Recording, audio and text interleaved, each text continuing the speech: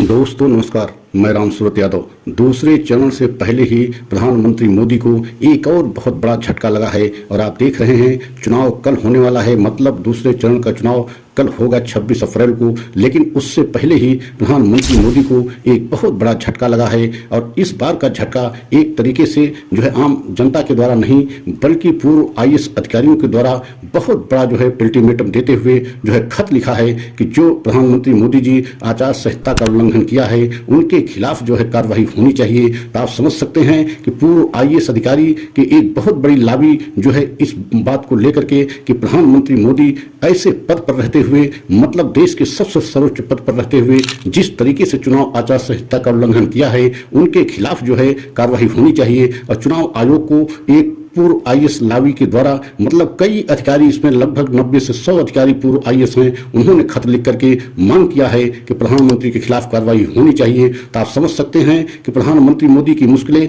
कम होने का नाम नहीं ले रही हैं। अगर आप हमारे चैनल पर पहली बार हैं तो चैनल को लाइक सब्सक्राइब करें और वीडियो को अंत तक देखें। पूरा सच आपको समझ में आएगा कि कल जो है दूसरे चरण से पहले ही प्रधानमंत्री मोदी को एक और बहुत बड़ा झटका लगा है। और दूसरी तरफ आपको बताएं कि ईडी जिस तरीके से अपना हलफनामा सुप्रीम कोर्ट में दाखिल किया है केजरीवाल को लेकर के, उसमें भी ईडी फंस गई है। और स्वयं ईडी ही नहीं बल्कि मोदी सरकार फंस गई है, क्योंकि जिस तरीके से ईडी ने अपना हलफनामा दाखिल किया है उसमें जो असल बात जो है ईडी ने कहा है, जो प्रमुख बातें कही है उसमें यही बात कही है कि 8-9 सम्मन भेजने के बाद भी जो है अरविंद केजरीवाल जो है ईडी दफ्तर में नहीं आए, न ही ईडी के सामने उन्होंने आया और यही कारण बना उनकी गिरफ्तारी का। तो आप समझ सकते हैं कि ईडी को 10 दिन का समय दिया गया था और सुप्रीम कोर्ट ने 10 दिन का समय देते हुए 24 अप्रैल तक का समय दिया था कि आप हलफनामा दाखिल करें और पूरा आप जो है प्रक्रिया का हवाला दें कि किस तरीके से आपने अरविंद केजरीवाल को गिरफ्तारी किया है, क्या सबूत आपके पास हैं। तो अब जो है ईडी पूरा अपना हलफनामा दाखिल किया है,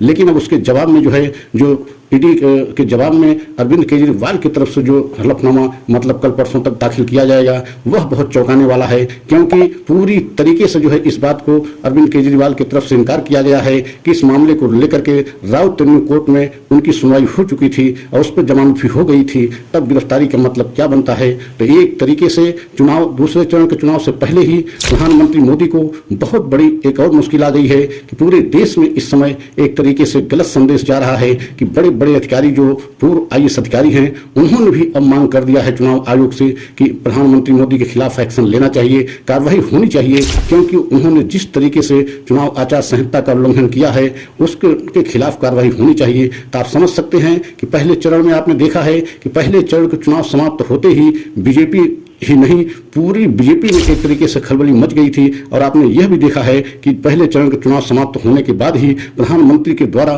कुछ ऐसे बयान दिए गए जो चुनाव आचार संहिता का उल्लंघन माना जा रहा है। और आप यह भी देख रहे हैं कि उस चुनाव आचार संहिता उल्लंघन को लेकर के कांग्रेस पार्टी की तरफ से चुनाव आयोग में बहुत बड़ी शिकायत दर्ज कराई गई थी कि प्रधानमंत्री मोदी के खिलाफ जो है एक्शन लिया जाए, क्योंकि प्रधानमंत्री झूठ बोल रहे हैं, कांग्रेस पार्टी को बदनाम कर रहे हैं, कांग्रेस पार्टी के घोषणा पत्र को जो है उन्होंने झूठा बता रहे हैं। और जबकि कहीं जो है कांग्रेस पार्टी हिंदू मुस्लिम का जिक्र किया ही नहीं है, लेकिन प्रधानमंत्री मोदी जी एक तरीके से कांग्रेस पार्टी को बदनाम करने के लिए पूरी तरीके से झूठ बोल रहे हैं। और कांग्रेस पार्टी ने चुनाव आयोग में शिकायत दर्ज कराते हुए मांग किया था कि प्रधानमंत्री मोदी पर जो है कड़ी से कड़ी कार्रवाई हो। लेकिन अब उसी बात को लेकर के जो है पूर्व आईएएस अधिकारी भी एक तरीके से मोर्चा खोल दिए हैं कि प्रधानमंत्री के खिलाफ कार्रवाई होनी चाहिए। तो इसका मतलब क्या है कि क्या प्रधानमंत्री मोदी की जो है अब मुश्किलें और बढ़ती जा रही हैं और चुनाव आयोग भी इस समय एकदम जो है बेहद संकट में आ गया है, क्योंकि अगर एक्शन लेता है तब भी और एक्शन नहीं लेता है तब भी इस समय चुनाव आयोग के ऊपर बहुत सारे सवाल खड़े किए जा रहे हैं, बहुत सारे सवाल उठ रहे हैं कि चुनाव आयोग जो है प्रधानमंत्री मोदी को लेकर के मौन क्यों है। अगर इतनी बड़ी जो है शिकायत दर्ज कांग्रेस पार्टी की तरफ से कराई गई है तो उस पर कोई न कोई एक्शन लेना चाहिए, लेकिन चुनाव आयोग अभी तक जो है कोई एक्शन नहीं ले रहा है। और यही कारण है कि पूर्व आईएएस अधिकारियों ने भी अब मोर्चा खोल दिया है और इससे प्रधानमंत्री मोदी को और बीजेपी को बहुत बड़ा झटका लगा है। और इसका संदेश भी पूरे देश में यही जा रहा है कि क्या चुनाव आयोग प्रधानमंत्री मोदी का पक्ष ले रहा है, मदद कर रहा है और क्यों कार्रवाई नहीं कर रहा है। बड़े बड़े जो है पूर्व आईएएस अफसर जो है अगर ये मांग कर दिए हैं तो अब प्रधानमंत्री मोदी की मुश्किल बढ़ गई है। अगर हमारा यह वीडियो अच्छा लगा हो तो लाइक सब्सक्राइब करें, कमेंट के द्वारा अपनी राय अवश्य दें। अगला वीडियो पुनः लेकर के आएंगे। जय हिंद, जय भारत।